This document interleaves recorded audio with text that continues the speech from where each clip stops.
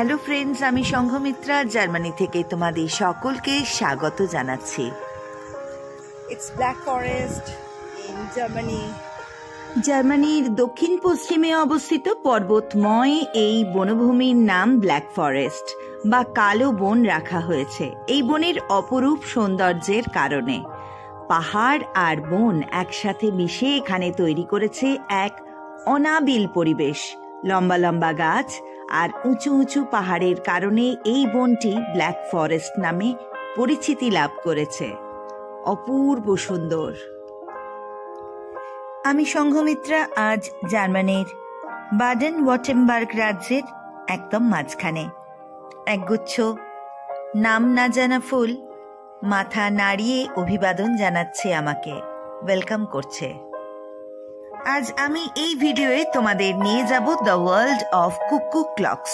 কুকু ক্লকের কথা আমরা ছোটবেলা থেকেই শুনেছি। সেই ক্লক ফ্যাক্টরিতে এখন আমি সংঘমিত্রা সশরীরে হাজির। ব্ল্যাক ফরেস্টের একটা বড় আকর্ষণ হলো এই ক্লক ফ্যাক্টরি। চোখ ধাঁধানো, মন ভোলানো ঘড়ি। যদি কারোর ইচ্ছে হয়ে থাকে এই ঘড়ি কেনার, তবে এই জায়গায় সবচেয়ে রিজনেবল প্রাইসে অথেন্টিক ঘড়ি পাওয়া যাবে। চলে এসেছি ব্ল্যাক ফরেস্টের শোনাইশ ইন সোয়ার্ডসওয়াল্ড, একটা টুরিস্ট অ্যাট্রাকশন আর প্রাকৃতিক সৌন্দর্য অপূর্ব। শুধুমাত্র দেয়াল ঘড়ি নয়, এখানে নামি দামি রিস্টওয়াচও পাওয়া যায়।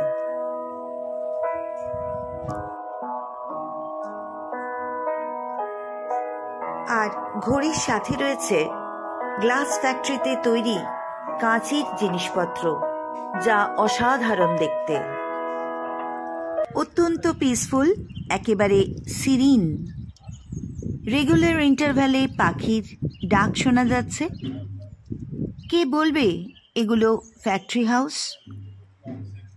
একটা মিডিয়েভাল লুক, ট্র্যাডিশন বজায় রেখে মনোরম, অথচ প্রচুর লোকের কর্মসংস্থানের ব্যবস্থা এখানে। এখন জার্মানির ব্ল্যাক ফরেস্টে রয়েছি। একটা ক্লক ফ্যাক্টরির সামনে এসেছি, যেখানে কুকু ক্লকস তৈরি হচ্ছে। তার মেকানিজম জানলাম কিভাবে তৈরি হচ্ছে। জায়গাটা অসম্ভব সুন্দর, ব্ল্যাক ফরেস্ট দিয়ে ঘেরা। আর একটা কুকু ক্লক রয়েছে, প্রত্যেক ঘন্টায় সেটা বাজে। আর সেখানকার যে কাপল, ওগুলো ঘুরে ঘুরে ঘুরে ঘুরে নিচে নিচে বেরিয়ে আসে, আর একটা মিউজিক তার সাথে। অসাধারণ একটা ব্যাপার। Yes, it's really nice. নিশ্চয়ই তোমরা সেই ক্লকটা দেখতে পাচ্ছ। ঠিক দুপুর দুটো আর ডান্সিং কাপল শুরু করে দিয়েছে তাদের ডান্স ওপরের বারান্দায়। জার্মানির ক্লক ফ্যাক্টরিতে একটা দারুণ অভিজ্ঞতা সঞ্চয় করলাম। খুব দামি দামি ঘড়ি দেখলাম, ভালো লাগলো। প্রায় 50,000 টাকা থেকে শুরু করে 1 লাখ 1.5 লাখ, তার চেয়েও বেশি দামি ঘড়ি দেখলাম। দারুণ এক্সপিরিয়েন্স। সামনেই যে বাড়িটা দেখা যাচ্ছে সেটাই আইকনিক কোকিল ঘড়ির মডেল। প্রতি ঘন্টায় উপরের বারান্দায় ডান্স হয় আর একটা সুন্দর গান তার সাথে বাজানো হয়।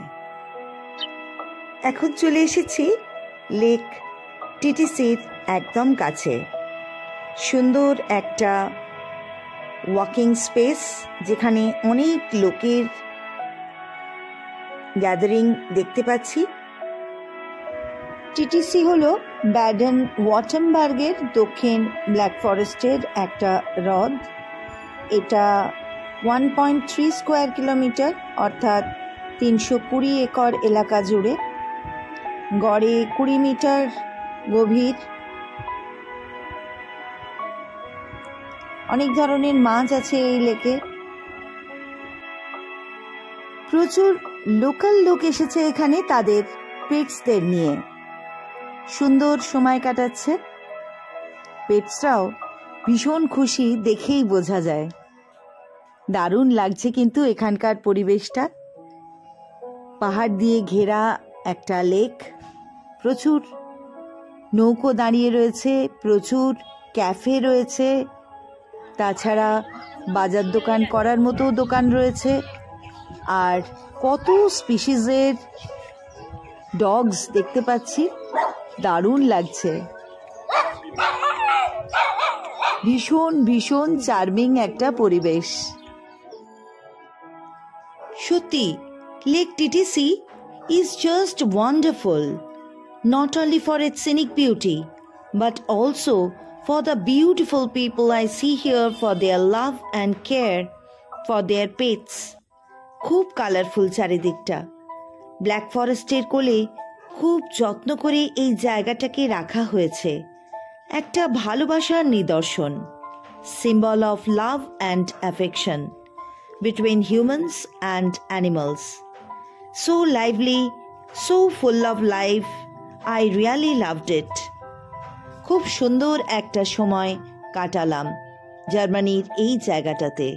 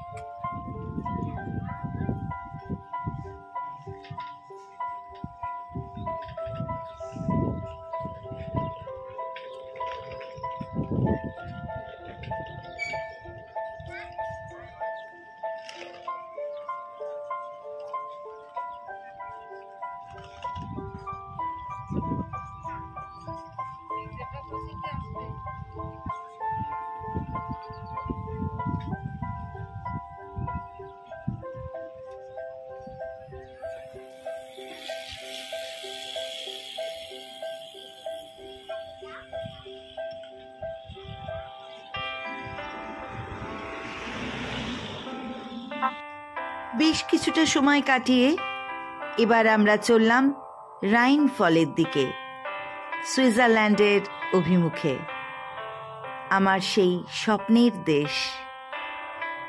আজ সেই স্বপ্ন পূরণের দিন। আমরা পৌঁছে গেলাম সুইজারল্যান্ড।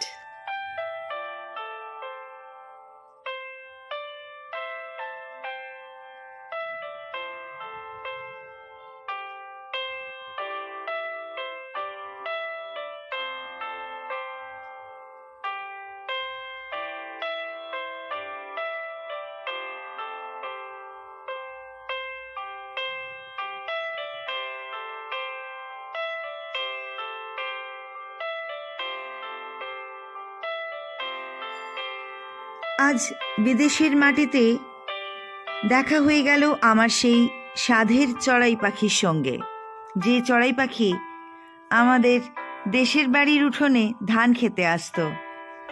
আজ তা বিরল, তাই বিদেশে তাদের দেখা পেয়ে আমার খুশি আর ধরে না। মনের আনন্দে তারাও লাফিয়ে লাফিয়ে বেড়াচ্ছে, ভারী সুন্দর দৃশ্য।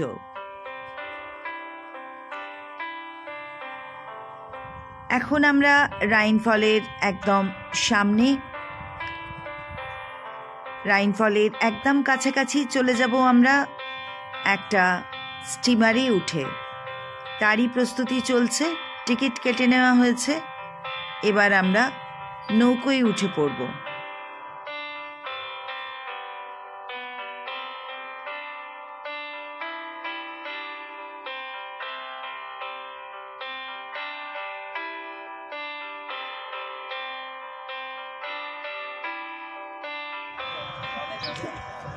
উঠে পড়েছি আমরা নৌকোয়, আর কিছুক্ষণের অপেক্ষা। চলে যাব আমরা একদম রাইনফলের সামনে। জল কিন্তু ভীষণ জোরে পড়ছে, জানি না ওটার সামনে কিভাবে আমরা পৌঁছবো। চলো দেখা যাক। Amazing waterfall. সুইজারল্যান্ডে অবস্থিত এই জলপ্রপাত ইউরোপের সবচেয়ে শক্তিশালী। Just wonderful. দারুণ দারুণ থ্রিলিং এক্সপিরিয়েন্স। জলপ্রপাত একদম কাছে, একদম কাছাকাছি চলে যাওয়া। It's really adventurous. অ্যাক্সেস নৌকোর পরিষেবার মাধ্যমে খুব কাছ থেকে যেমন এই জলপ্রপাত দেখা যাবে, তেমনই রাইন নদীর দুদিকেই প্ল্যাটফর্ম রয়েছে এই জলপ্রপাত দেখার জন্যে। তবে সিঁড়িগুলো কিন্তু খুবই খাড়াই আর সরু। কিছু জায়গায় লিফটের ব্যবস্থাও রয়েছে। আর এখান থেকে জুরিক কিন্তু বেশি দূর নয়। আজকের রাতটা আমরা জুরিকেই কাটাবো। আরও একটা জিনিস, এই ওয়াটারফলের পাশেই কিন্তু রেনবো দেখা যায়। যদি তুমি ভাগ্যবান হও তবে কিন্তু রেনবো তুমি দেখতে পাবে। জানি না আমাদের ভাগ্যে কি আছে। আরও কিছুক্ষণ আমরা এই নদীর ওপরে ঘুরবো, দেখা যাক আমরা রেনবো দেখতে পাই কিনা।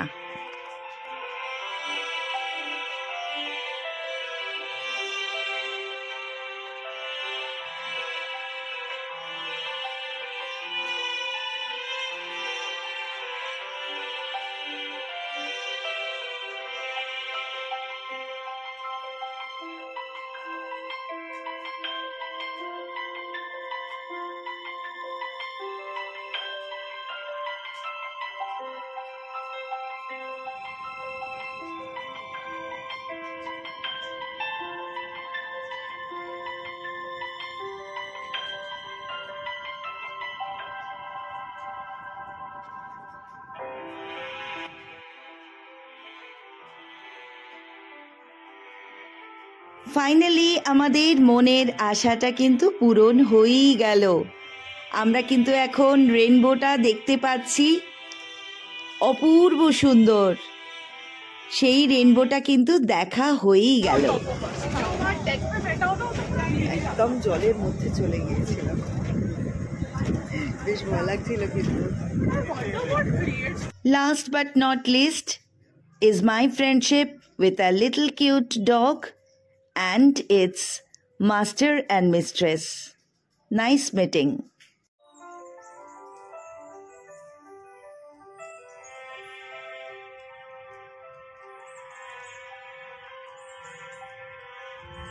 আজকের মতো ঘোরা শেষ। আমরা চললাম এখন জুরিক। রয়েছি সুইজারল্যান্ডে, দারুণ সব দৃশ্য দেখছি। এখন রয়েছি আমাদের বাসে, আমাদের হোটেলের দিকে চললাম। পথে একটা পেট্রোল পাম্পে আমাদের বাসটা দাঁড়িয়ে আছে।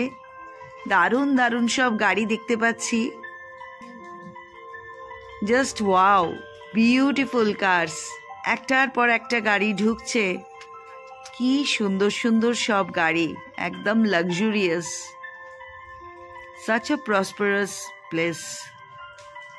দারুণ দারুণ।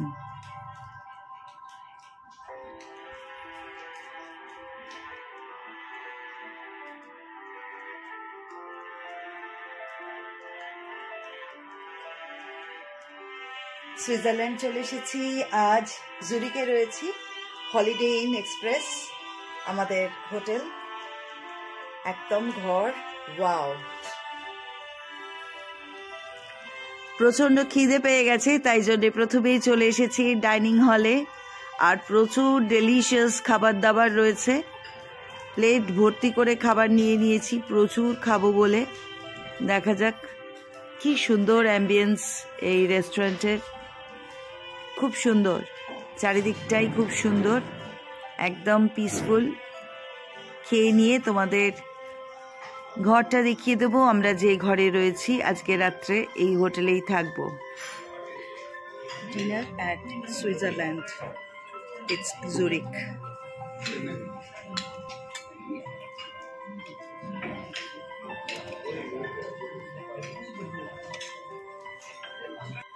food is finger licking, but unfortunately we can't lick our fingers. আমাদের ডিনার হয়ে গেছে। এই আমাদের হোটেল রুম।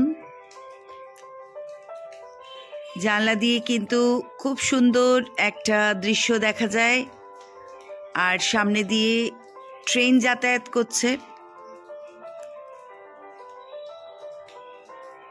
দেখো সামনে দিয়ে ট্রেন চলে গেল।